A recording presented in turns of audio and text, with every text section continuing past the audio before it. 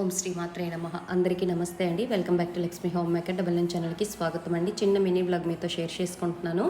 Dinner అంతా అయిపోయిన తర్వాత నా రొటీన్ అనేది మీతో షేర్ చేసుకుంటాను. ఈరోజు అయితే చపాతీ తిన్నామండి, తొందరగా తినేసామండి. తినేసిన తర్వాత మధ్యాహ్నం అయితే ఇడ్లీకి రేపటి కోసం నానపెట్టానండి. అదైతే మిక్సీ పెట్టానండి. మిక్సీ పెట్టిన తర్వాత పక్కన పెట్టాను. ఆ తర్వాత ఇక్కడ పూజా మందిరంలోకి వెళ్ళానండి. వెళ్ళిన తర్వాత దీపాలన్నీ కొండెక్కిపోయావండి.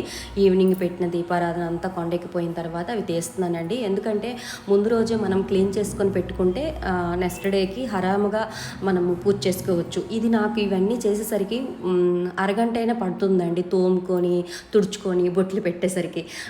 ఇలా మనం తోముకొని పెట్టుకున్నాం అనుకోండి, చక్కగా స్నానం చేసుకున్న తర్వాత డైరెక్ట్గా మళ్ళీ గుడ్డతో తుడిచి బొట్లు పెట్టుకొని దేవుడు పూజ చేసుకోవచ్చు.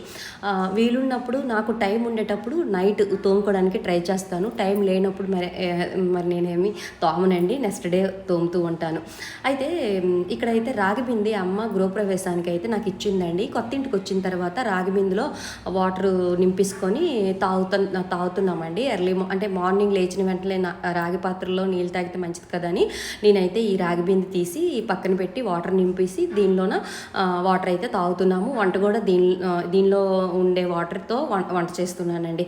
ఆ తర్వాత ఇగోండి, ప్రతిరోజు నేను డ్రై ఫ్రూట్స్ అయితే నానపెడుతున్నాను కదా. ఇక్కడ వాల్నట్స్, ఆ తర్వాత బాదం అయితే పిల్లల కోసం అయితే నానపెట్టానండి.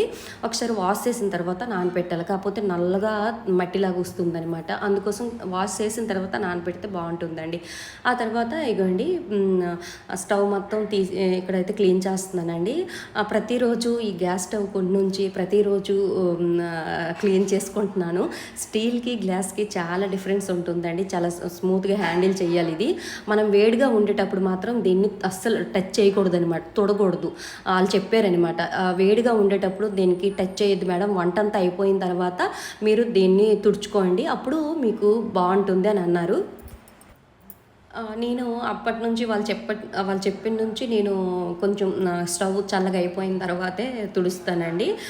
ఇగోండి, మొన్న వైస్ కొన్నాను కదండి, అవి అయితే ఒకటి వాడానండి. అవి కట్ చేసే మనకి ఫోల్డింగ్ చేస్తారు. ఒకటైతే నేను తీసుకొని మెయింటైన్ చేస్తున్నానండి. ఒక 3 టైమ్స్కి రావచ్చు, వాళ్ళైతే 6 టైమ్స్ 8 టైమ్స్ వాడచ్చు అని చెప్పారు. కానీ నాకైతే ఒక 3 టైమ్స్కి అది ఖరాబ్ అయిపోద్దండి. ఆ తర్వాత అది పడివచ్చు. కానీ బాగుంది, స్మూత్గా నాకైతే నచ్చింది. ఇగోండి, ఇవన్నీ తోమిసుకొని బయట పెట్టానండి. పడుకునే ముందు ఇంట్లో తెచ్చేస్తానండి గిన్నెలన్నీ. ఎందుకంటే గాలి విపరీతంగా వస్తుంది, మార్నింగ్కి పడిపోతాయండి. పడుకునే ముందు ఇవైతే లోపల పెట్టేస్తాను.